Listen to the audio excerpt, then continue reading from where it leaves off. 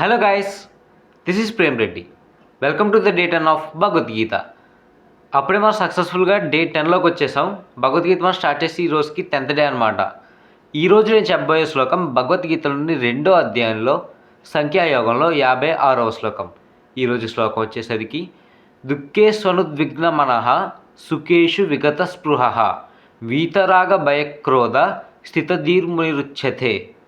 అంటే దీని మీనింగ్ ఏంటంటే, మనకి రీసెంట్గా కూడా ఈ శ్లోకం యొక్క మీనింగు ఇన్స్టాగ్రామ్లో చాలా వైరల్ అయిందనమాట.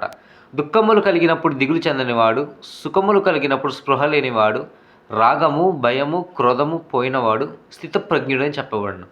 అంటే దీని మీనింగ్ ఏంటంటే, దుఃఖములు కలిగినప్పుడు దిగులు చెందనివాడు అంటే ఎంత డీపెస్ట్ సారోలో ఉన్నప్పుడు కూడా ఎలా కుంగిపోకుండా అలాగే ఉన్నవాడు. సుఖములు కలిగినప్పుడు స్పృహ లేనివాడు, ఎంత ఆనందమైన సిచ్యువేషన్లో ఉన్నా కూడా అదే మెయింటైన్ చేసేవాడు. రాగము భయము క్రోధము పోయినవాడు అంటే భయము క్రోధము ఇలాంటివన్నీ ఫీలింగ్స్ లేకుండా ఎంతసేపు న్యూట్రల్గా ఉండే వాళ్ళు ఉంటారు చూసారా, అలాంటి వాళ్ళని స్థితప్రజ్ఞులు అని చెప్తారనమాట. ఇది ఈరోజు శ్లోకం యొక్క తాత్పర్యం. Thank you.